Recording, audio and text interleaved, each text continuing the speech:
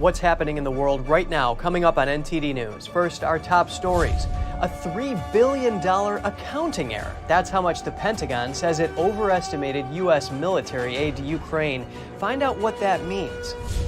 First hotels, now public school gyms. Lawmakers from both sides of the aisle are reacting to New York City's latest method of housing illegal immigrants. From approval to concern to a lawsuit against it, Montanas are weighing in on the state's new TikTok ban. A documentary into the detriments of COVID vaccines. We hear from the director about dramatic negative health effects and how victims were abandoned by health agencies.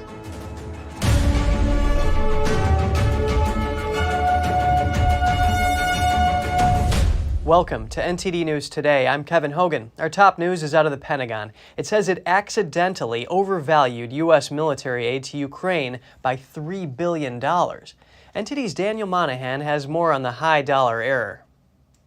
Pentagon Deputy Press Secretary Sabrina Singh said, "During our regular oversight process of presidential drawdown packages, the department discovered inconsistencies in equipment valuation for Ukraine." Singh said the Pentagon took some military equipment sent to Ukraine from existing equipment stocks. It later used the new purchase price value for the equipment when estimating the value. The Defense Department did not state when the accounting error was discovered, nor did it provide further details as to exactly which weapons had been mistakenly overvalued. The mistake means that the Biden administration may be able to delay asking Congress to authorize more aid for Ukraine. That will no doubt be welcomed by Ukrainian President Volodymyr Zelensky ahead of Ukraine's much-anticipated counteroffensive. The Biden administration announced on May 9th that it is sending a military aid package worth over $1 billion to the war-torn country. This to help bolster its air defenses and sustain its artillery ammunition needs.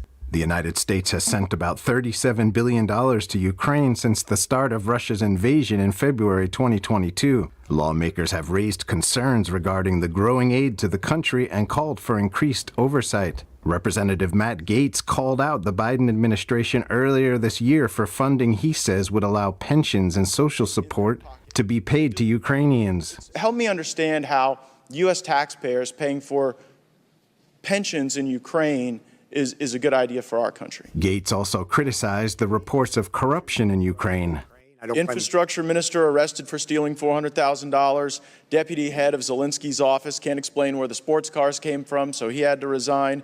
Deputy defense minister resigned over contracting corruption. The accounting error means that there is still over $5 billion in funding available for Ukraine, far more than even the largest single package provided to the war-torn country. Daniel Monahan, NTD News.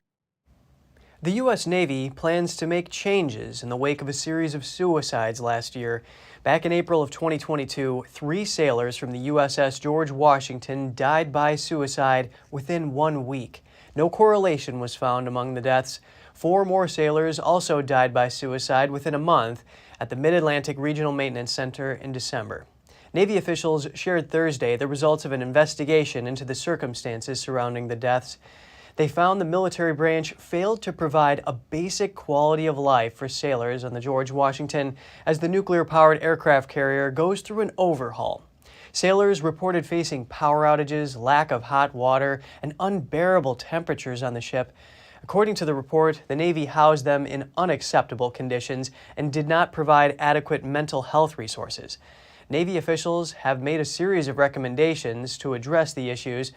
For the first time, they want to develop a quality of service standard. It would combine the quality of life and work experience. The Navy also recommends defining when a ship is habitable for sailors and making more mental health resources available for the crew. No timeline has been set for implementing the recommendations. Lawmakers from both sides of the aisle commenting on New York City's approach to the illegal immigrant surge. The city is now housing people in public school gyms and historic hotels.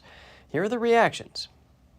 New York City Mayor Eric Adams announced on Tuesday that the city might use 20 gyms belonging to public schools to house immigrants. Republican Congresswoman Marjorie Taylor Greene on Thursday commented saying, "This is at the American taxpayers' expense, and he shouldn't be housing illegal aliens in the country. That's basically aiding and abetting illegals at the taxpayers' expense, and I share their outrage." Democratic Congresswoman Richie Torres of New York told Fox News, that absorbing a wave of migration is an unrealistic expectation for a local government with limited resources even in New York City. So as far as I can tell, the mayor's doing the best he can within our broken immigration system. This comes as the iconic Roosevelt Hotel, located in Midtown Manhattan's business district, is being repurposed as a migrant processing center. A New York real estate broker calls it an interesting adjustment to the historic site. We know that people need help. It's amazing that we're able to help them. Conversely, we've got American working poor families that are in desperate need of help. We've got an educational system that's been broken for decades. What about the American children? What about the vets that are being displaced? This comes as more immigrants arrived in the Big Apple by bus on Friday morning. Around 600 immigrants get to the city every day. I need everybody to wrap their heads around that for a moment. 4,200 people showed up in our city in 1 week with the already 65,000 that was here already and saying we need full care and shelter. Mayor Adams keeps asking for federal aid, saying the city can't accommodate the incoming people. Mayor recently tried busing migrants to areas with Republican leadership in upstate New York. However, officials there filed lawsuits and judges ruled in their favor, taking away that possibility from the mayor. And the mayor on Thursday reacting to reports that he's planning to house immigrants on Rikers Island. And we're going to let you know, so we shouldn't speculate what we're considering other than everything is being considered. Rikers Island is home to an infamous prison facility. A Pittsburgh district attorney candidate who was heavily funded by George Soros wins the Democratic primary. Matt Dugan defeated 26-year district attorney Steven Zappala. Soros gave Dugan over $700,000 for his campaign, according to the Pittsburgh Post-Gazette. Without that money, Dugan would have been far behind his opponent in funding. Zappala is already planning a comeback, however. He wants to face Dugan in the upcoming election and plans to switch to the Republican Party to make that possible. A spokesman for Zappala said in a tweet that Dugan is allowing a group funded by one billionaire to control his campaign. He said they'll control his office if he's elected. Billionaire George Soros is known for funding left-wing candidates, including those who are seen as anti-police. That's to support his efforts to change the criminal justice system. Former Biden administration official Sam Brinton is arrested again for baggage theft. The former senior Department of Energy worker was taken into custody in Maryland. Brinton identifies as non-binary and faces charges of grand larceny after allegedly stealing luggage from Reagan National Airport near Washington. The 35-year-old was also charged in October for stealing luggage off a carousel at the Minneapolis-St. Paul Airport. The luggage and its contents were worth over $2,000. In December, Brinton was again charged with stealing luggage worth over $3,000 from a Nevada airport. Another case is pending after a fashion designer based in Houston said she saw the former official wearing clothing from her missing luggage in public photos. Brinton has managed to avoid jail time so far. On December 12th, the Department of Energy said Brinton was no longer a part of the agency, but did not give a reason. Now we hear from the director of an NTD original documentary. It's called The Unseen Crisis, Vaccine Stories You Were Never Told. It reveals firsthand accounts of those who suffered after receiving the COVID-19 vaccine. Let's find out more. Joining me now is Cindy Drukier, the host of The Nation Speaks. Cindy, it's great to have you with us today. Thanks for having me, Kevin. Can you please tell us what motivated you to make this documentary about COVID vaccine injuries? I have been reporting on COVID vaccine injuries since, fairly early on. And, to me, the stories were shocking, and it's shocking that people are having such bad health outcomes. But the other shocking part was that nobody wanted to hear about them. They were just basically completely ignored and abandoned by, the health agencies, by the drug companies, the people you would think would want to help them. And, interviewing them, talking to them is one thing, but going to their homes and seeing how it's impacted their lives, seeing people, a woman in a wheelchair trying to raise her 3 kids, a 12-year-old girl who was in the trials, Maddie DeGarry. She's now in a wheelchair with a feeding tube. She's 14 now, and it's just turned people's lives upside down. I felt that if I went into people's homes and really saw for myself and showed people what it looked like on a very kind of personal basis, it would have more impact, and maybe more people would be aware of what was going on and care about it, and maybe help raise awareness that these people need help.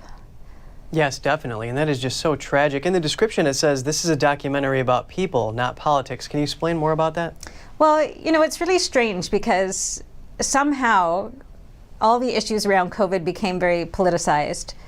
And when you look at, let's say, the community, the people who are vaccine injured, well, there's nothing political about who came up short and got unlucky and was severely injured after they got their COVID-19 vaccine, and yet somehow it's portrayed as a political issue. So suddenly people, no matter what their political leanings were before, if they come out and say, hey, it's possible that there are some negative consequences for some people getting this shot, suddenly they're labeled, they're censored, they're labeled right-wing, they're, whatever else comes with it. And it has nothing to do with politics whatsoever. It's purely about healthcare and responsibility and accountability. And so that's what this story is about. It has nothing to do with politics. Giving an objective view here, what was the most difficult part about making this documentary for you, Cindy? I think doing justice to their stories and doing justice to the complexity of the story. There's their health problems, the fact that they're ignored, the fact that they get diagnosed with psychosis because doctors are not informed that this could be a problem and they can't figure out what's wrong with them when they go to emergency rooms. There's the discrimination and censorship that doctors have faced. There's just so many elements. The compensation program, which is pretty much a joke. All of these aspects to it, how to bring that forward in a way that's compelling to people, that gives them a full picture of things, and basically doing justice to it. It was a very complex story, and as a filmmaker, that was absolutely the hardest part. An important job you have, and what hope do you have that this documentary will make an impact on the world?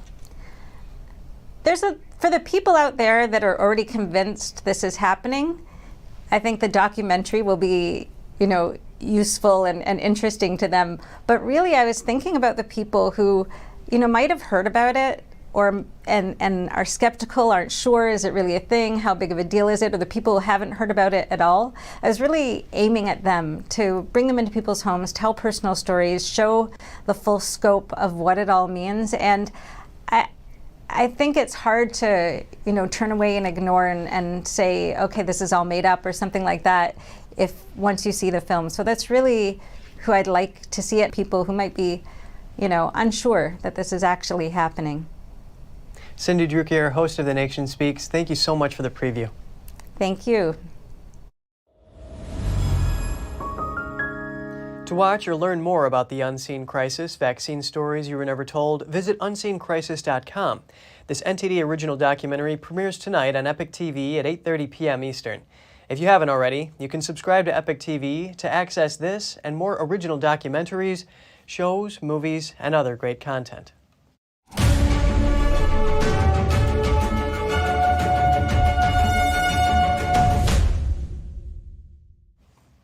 The Supreme Court just handed down a win for social media companies yesterday.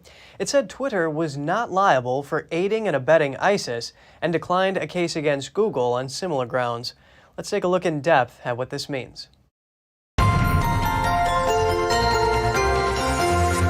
Joining me now is Andrew Selepak, social media professor at the University of Florida. Andrew, thank you for making the time today. Thank you.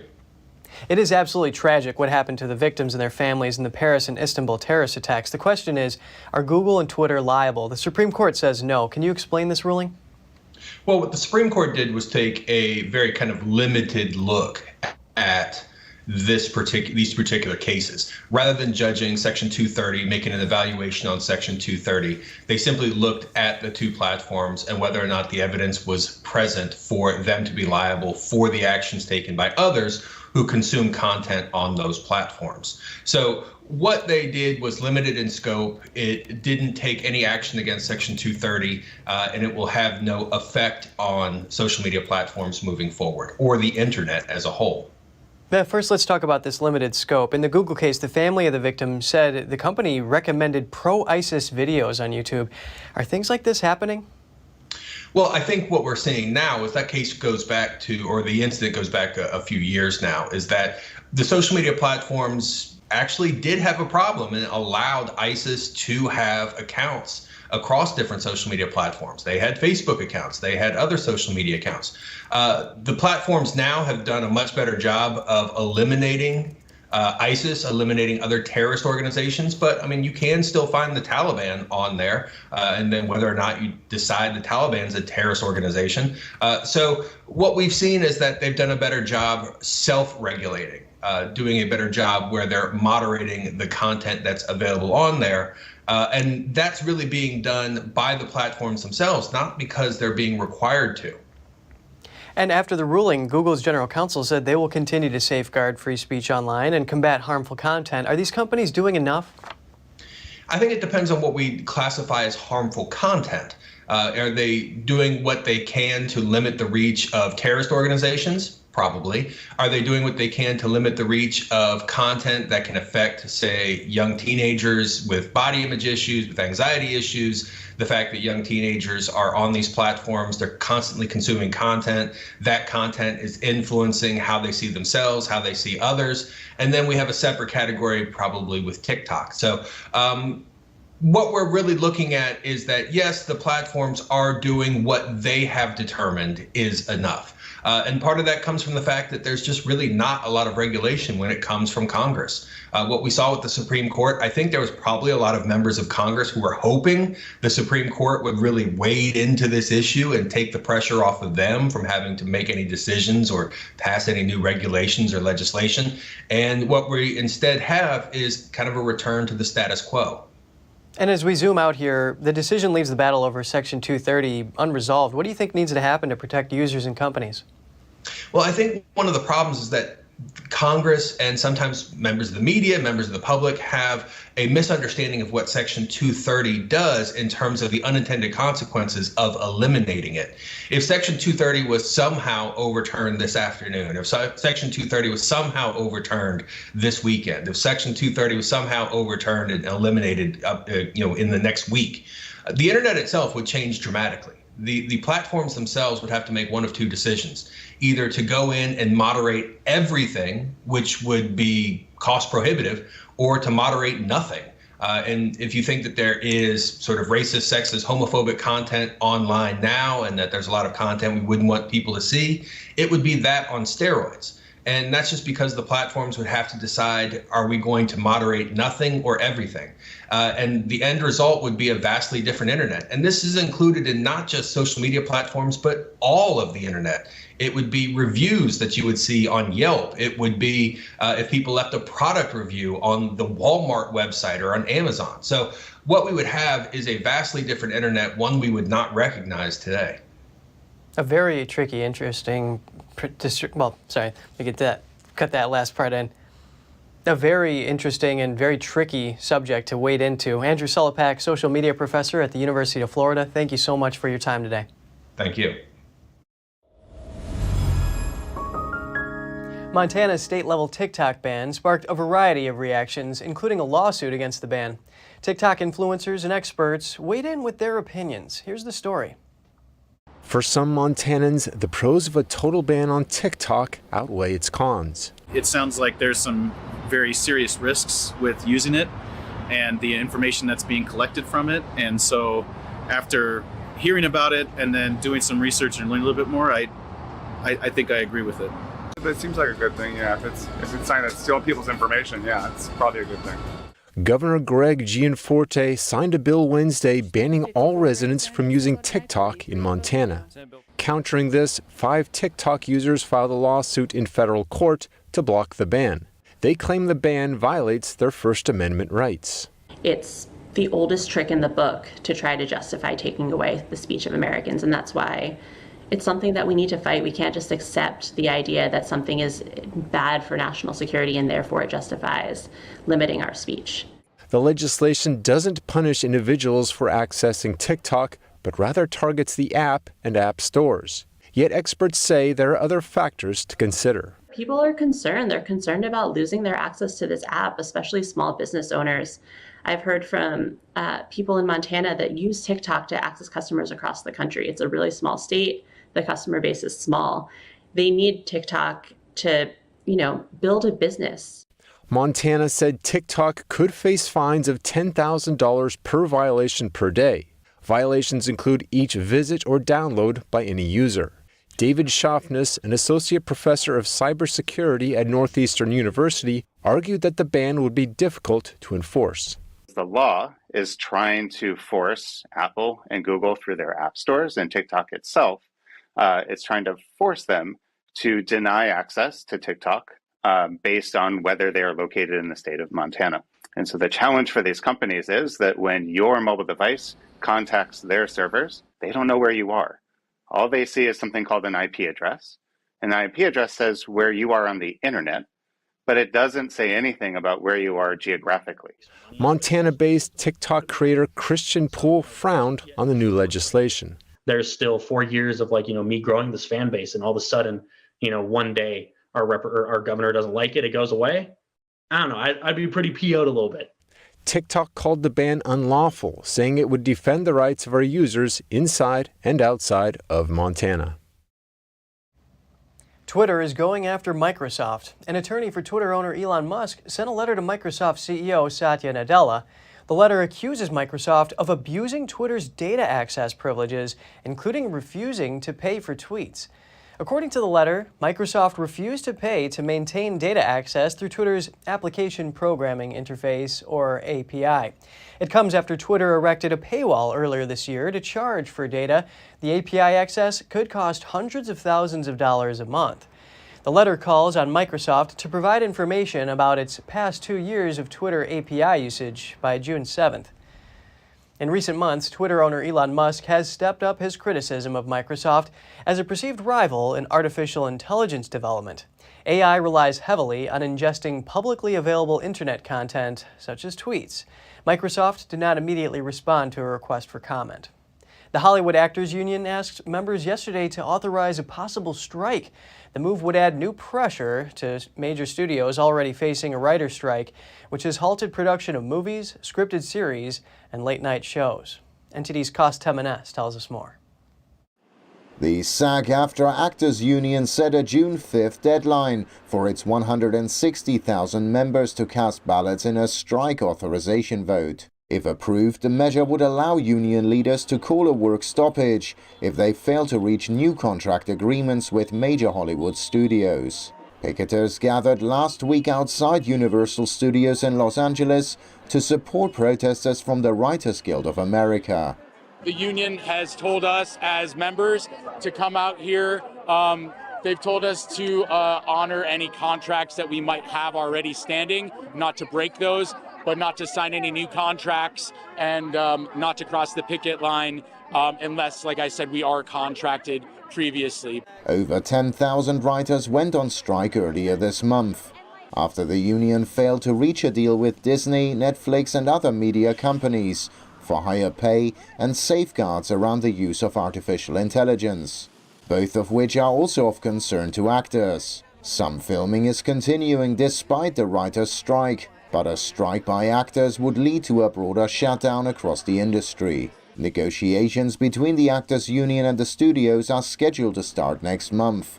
The actors' current labor contract expires June 30th. Cost Temenes, NTD News. Tucker Carlson is enjoying some strong favorability ratings over Fox News since leaving the media company. A new poll shows Carlson with a net rating a whopping 63 points higher than Fox among conservatives. The survey is from consulting agency Change Research. It has Carlson's net favorability rating among Republicans at plus 59, while Fox News has a -4 rating among the same demographic. Carlson parted ways with Fox in late April. Neither side issued details about why he left, whether he was fired, or if he remains under contract. Carlson announced on May 9th that he would bring his show to Twitter. He called the social media company the last big remaining nonpartisan platform in the world. We had retail earnings reports this week, and we're increasingly seeing cracks in the retail sector. Discretionary retailers are feeling the pinch as consumers pull back spending. Here's more. Signs of weakness are showing within the retail industry. That's according to S&P Global Ratings. The credit rating agency is forecasting a possible mild recession this year. Consumers are pulling back certain spending, and that's hurting some retailers. Here's retail and consumer sector lead at S&P Global Ratings, Sarah Wyeth. We're starting to see more and more consumers pulling back in discretionary spending, and they have been very intense inflation for more than a year. Now they're also being hurt by the higher financing costs, mortgages, car payments, credit card balance, service fees, etc. That's crimping their budgets, and so more of their spending is being absorbed by basics like grocery. The shifting pattern of consumer spending has had negative impacts on certain retailers, specifically for retailers that are discretionary in nature. For example, apparel, home goods, and electronics. Home Depot also released earnings, and they were disappointed. The Container Store reported 4% decline in their recent quarter. Consumers shifting where they're spending. The risk that poses for retailers is, well, how quickly are they going to shift, and are they going to continue to pull back? But there are these broader macro indicators that are showing or that are kind of boding to increasing weakness going forward. Wyeth says consumers will likely pull back more and reduce discretionary spending, and that people will buy more private label rather than branded product. They will shop at value retailers like Walmart and dollar stores. Consumer spending is critical to the economy. It is a key driver of economic growth. Consumer spending accounts for about 2/3 of U.S. GDP. The National Transportation Safety Board says 10,000 bridges across the nation need to be inspected for a potential safety hazard. During the investigation into a 2022 bridge collapse in Pittsburgh, investigators found corrosion in some places that was so severe it caused holes in the bridge's legs. The NTSB says the uncoated weathering steel had not been properly maintained. The board is urging the Federal Highway Administration to work with departments of transportation across the U.S. to inspect the 10,000 bridges made with that material. The busiest day for air travel during the Memorial Day rush is only a week away. The Federal Aviation Administration says Thursday will be the busiest day of the holiday weekend, with more than 51,000 flights scheduled on May 25th. The FAA plans to handle more than 312,000 flights between May 24th and May 30th. While that is a lot of flights, it's still not as many compared to the same period in 2019 before the pandemic. But earlier this week, AAA forecasted that the number of airline passengers over the holiday weekend will be up 11% compared to 2019 levels. A Massachusetts woman has been indicted for grand larceny for allegedly trying to steal a $3 million lottery ticket. Carly Nunez, a liquor store clerk, is accused of trying to cash a winning ticket accidentally left behind by a customer. The Plymouth County District Attorney says employees at the Massachusetts State Lottery headquarters became suspicious of Nunez when she tried to cash it because of the condition of the ticket, which was torn and seemingly burned. They also overheard her arguing with her boyfriend about how to divide the money, an interaction that was caught on lottery surveillance video. Lottery officials contacted state police and opened an investigation, telling Nunez she would get the prize once the investigation was complete. Police pulled surveillance video from the liquor store and saw that Nunez did not buy the ticket and tracked down its rightful owner. The 23-year-old Nunez has been indicted on 1 count each of larceny from a building, attempted larceny, and presentation of a false claim and witness intimidation. The grand jury also indicted Nunez's coworker on 1 count of attempted extortion. A popular fertility app reportedly leaked users' health data to China, and now the company has agreed to pay $200,000. Authorities allege that the app, called Premom, shared users' personal health information for years without their consent. That includes sharing data with Google and 2 companies based in China. Premom is also now banned from sharing personal health information for advertising purposes and must ensure that the data it shared without users' consent is deleted from third-party systems. The proposed settlement highlights how regulators have stepped up their scrutiny of fertility trackers and health information recently. Premom didn't immediately respond to a request for comment. In Canada, police are looking for a person caught on camera vandalizing more than 400 vehicles. It happened at 2 car dealerships in Port Coquitlam in the province of British Columbia. Police released security footage they say shows the suspect deliberately scratching the vehicles one by one. In a statement Wednesday, police said they received 3 reports between January and April about the mass keying incidents. The suspect is believed to be a woman between 40 and 50 years old with shoulder-length blonde hair. Police think she was driving a 2008 to 2013 Ford Escape. They estimate the damage at around 500,000 Canadian dollars. And just ahead, the Wuhan Institute of Virology can no longer get funding from American taxpayers, but President Biden vetoes a bill to restore tariffs on solar panels, which could be a boost for Beijing. We'll have that and more for you in just a minute.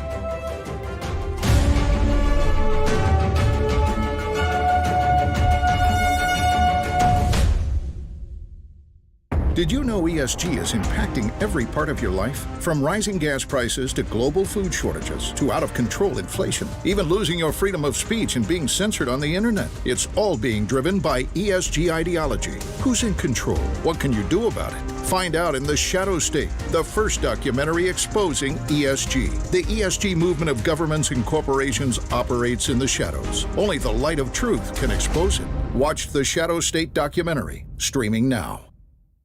Life doesn't always give you time to change the outcome. Prediabetes does. With early diagnosis, prediabetes can be reversed. Take the 1-minute prediabetes risk test today. Go to doihaveprediabetes.org.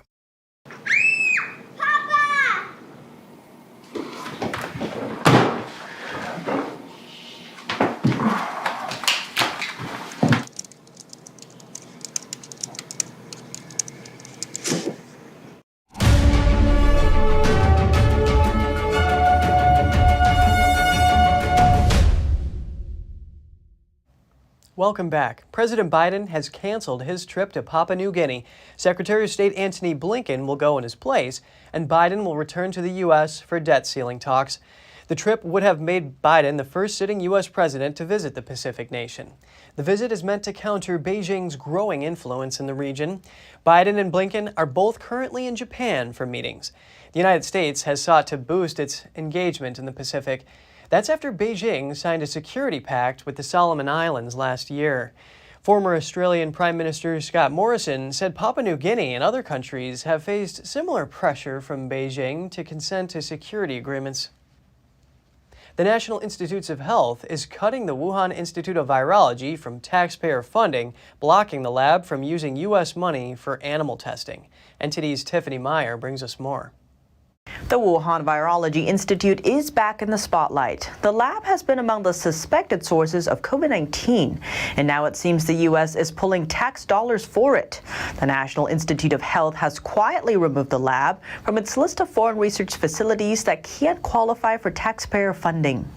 For years, the Wuhan Lab was a partner of EcoHealth Alliance, which is based in New York. EcoHealth conducted research on bat-based coronaviruses with U.S. funding. Those funds totaling over $3 million between 2014 and 2019. 600,000 of those funds went directly to the Wuhan Lab. The Wuhan Lab is no stranger to controversy. It has a history of questionable lab safety practices. A 2017 video showed its researchers keeping bats in a cage inside the lab and collecting bat samples outdoors with minimal protection measures. After the pandemic, the NIH suspended funding for the bat virus project, but it was renewed earlier this month with modifications. The NIH did not respond to a request for comment. The lab has been at the center of a suspected lab leak origin of the pandemic, including a 328-page report from Senator Marco Rubio. Released Wednesday, the report says in the second half of 2019, a serious biocontainment failure or accident, likely involving a viral pathogen, likely took place there, adding the most senior Chinese leadership knew of it by at least November 2019. Will President Biden's latest move on solar panels give Beijing a boost? China can now continue selling solar panels in the U.S. without facing tariffs. That's by routing them through other Asian countries. This after Biden vetoed a bill. The move repaused tariffs on solar panels that come into the country from 4 Southeast Asian nations: Vietnam, Malaysia, Thailand, and Cambodia. The U.S. gets over 80% of its solar panels from them, and these foreign products won't face tariffs until June next year. If lawmakers want to override Biden's veto, they would need a 2/3 majority in both chambers. Before we hear reactions from different sides, here's why the fight over solar panel tariffs is so significant. Biden has been stuck between two sides: companies that are critical for his push toward clean energy and domestic solar panel makers who are asking for tariffs to compete with their Chinese counterparts. For years, China flooded the U.S. market with solar panels, priced so cheap that domestic makers couldn't compete with them. In response, the U.S. slapped tariffs on those Chinese products. But there have been concerns that China has managed to avoid those tariffs by moving solar panels through those 4 Asian countries. The Commerce Department took action, launching an investigation. The probe halted most solar imports at the time. It also delayed solar installations across the country. That upset solar industry groups, who said it would cost the industry billions of dollars.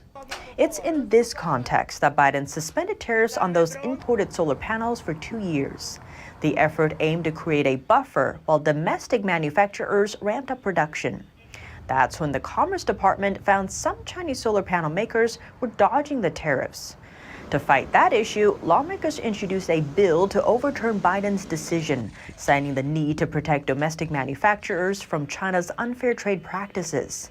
The bill received bipartisan support, including 9 Democrats in the Senate and 12 more in the House. But it also faced strong opposition from some lawmakers and solar industry groups.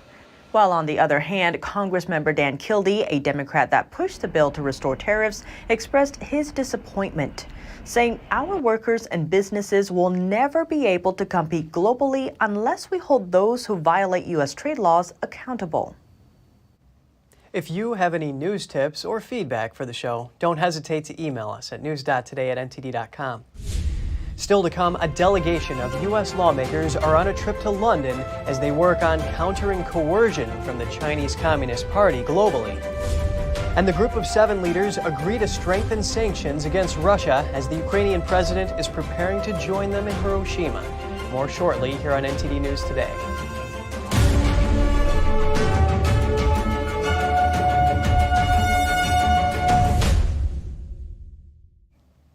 U.S. lawmakers are visiting London to press for a tougher line on China. It comes the day after the UK and Japan signed a landmark defense deal designed to counter aggression from the Chinese regime. NTD's Jane Worrell has more for us. A group of US lawmakers are on a 3-day visit to London to push for a harder line on China. They're led by Mike Gallagher, the Republican chair of the US Congress Select Committee on the Chinese Communist Party. And the visit comes at a time when they're increasing their focus on policies that counter the coercion of the Chinese Communist Party on a global scale.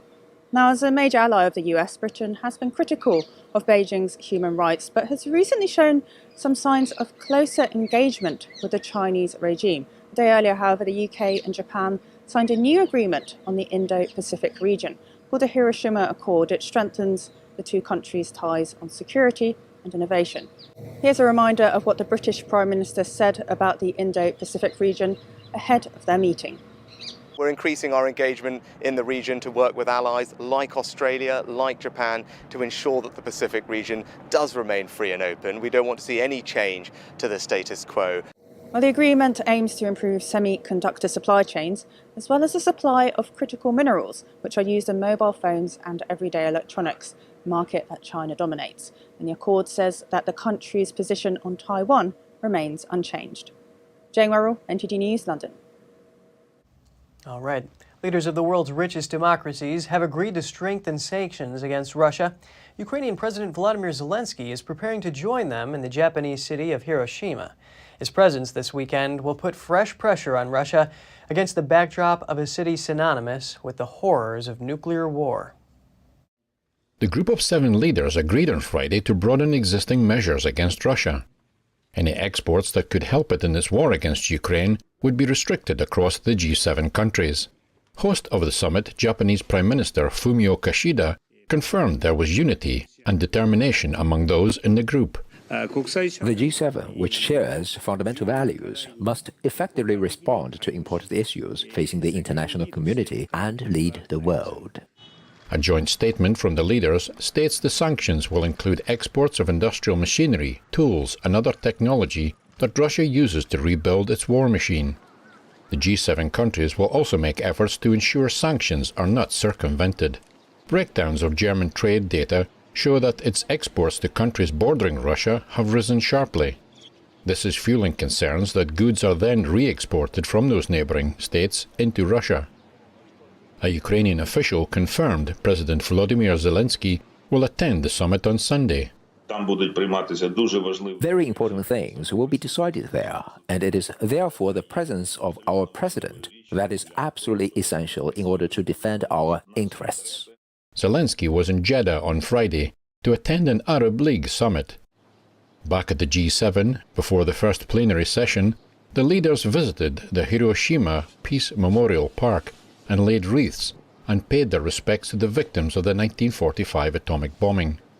A U.S. official said leaders are also expected to issue a statement with a section specific to China, listing issues that include what they called economic coercion and other behavior. The G7 democracies have become increasingly challenged by an ascendant China and unpredictable Russia. Russia is retreating around Bakhmut, according to both Kyiv and the Wagner mercenary group. Ukraine's deputy defense minister yesterday said Ukraine repelled a day-long Russian attack in the embattled eastern city.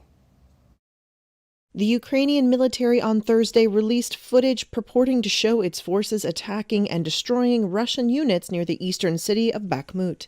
Reuters has been unable to confirm the location or the date of the video, which was posted to social media by Ukraine's top commander. Both Kyiv and a Russian mercenary group reported further Russian retreats around the city. Kyiv says it has launched local advances as a prelude to an upcoming big counteroffensive that it hopes will turn the tide against Russia's 15-month-old invasion. Ukraine's military said troops had advanced in places by more than a mile, and Ukraine's deputy defense minister said that day-long Russian attacks in the city had been repelled.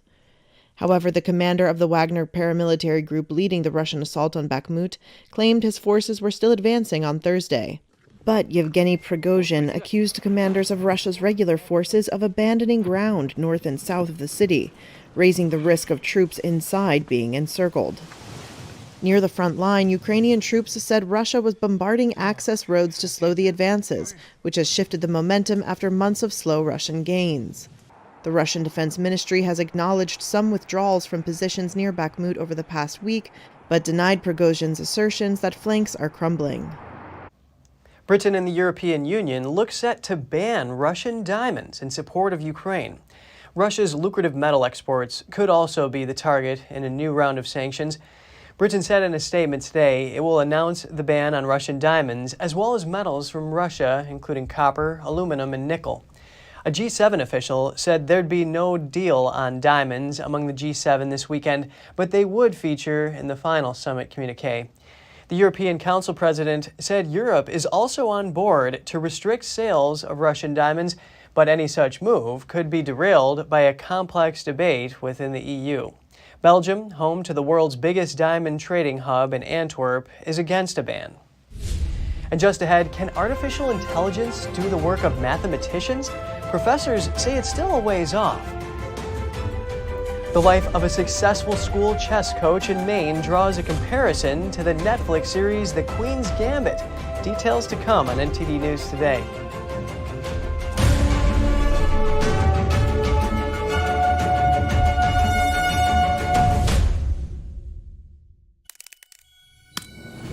The streaming platform from Shenyun, featuring world-class dance, past programs, and all original music.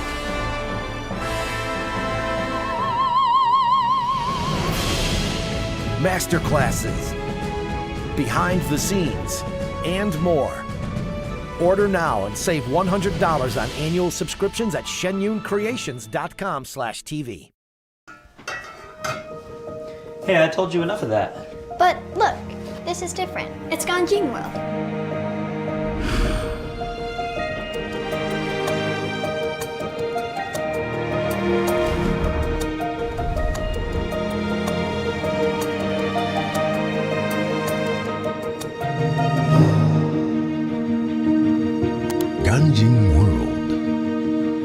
family-friendly entertainment.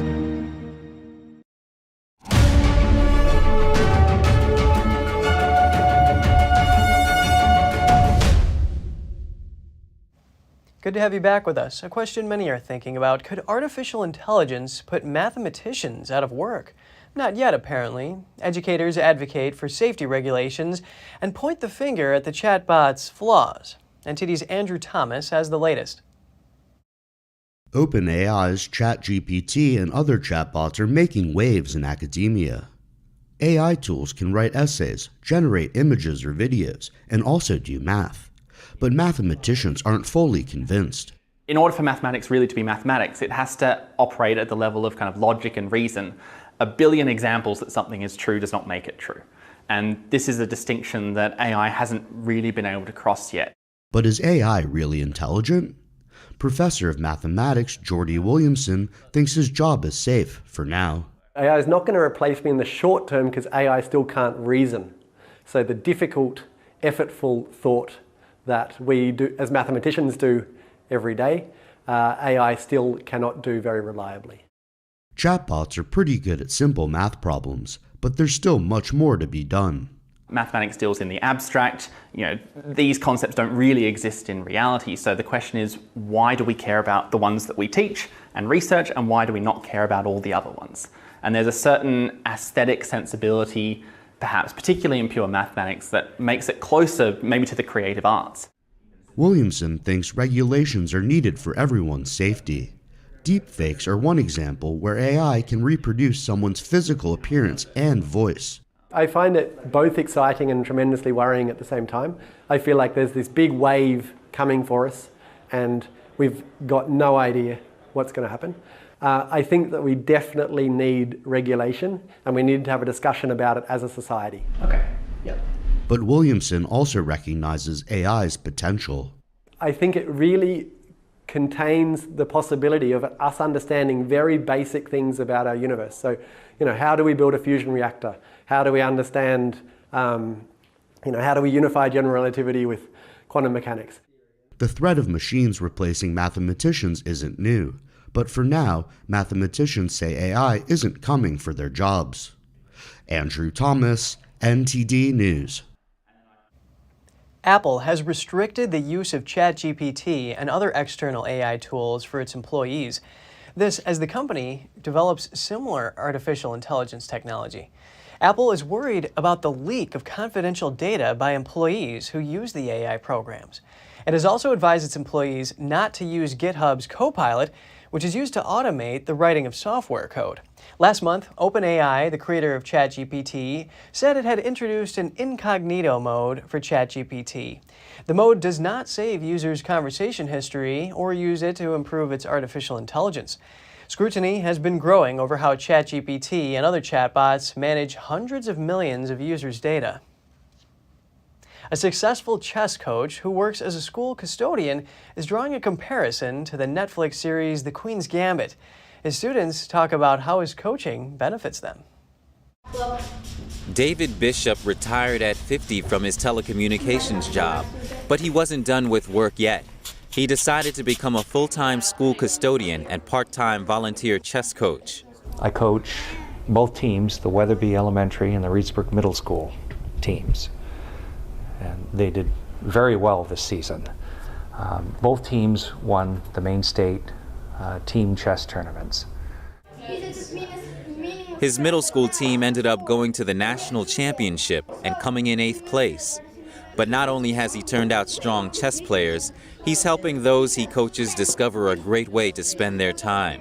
I never thought that, starting last year, that I'd already be, this far into chess, but the more you like something, the more you're going to want to play it. His chess team members see the larger benefits chess has brought to their lives. You get the whole skills about being able to think ahead, so making decisions is easier and really helps develop your brain over time. Bishop talks about the similarities between his story and the Netflix series, but says there are some key differences. There is some similarity between the Queen's Gambit Netflix series and myself in that I am a custodian, and Mr. Scheibold in that series was a janitor, but I'm a custodian. So my slogan is don't say the J word. Because custodians, they open a locker if a kid needs it opened. They jumpstart a car if that's needed for any one of the parents. We set up for dances. Whereas, I think a janitor is someone that just cleans and that's it. They don't have a vested interest in the kids.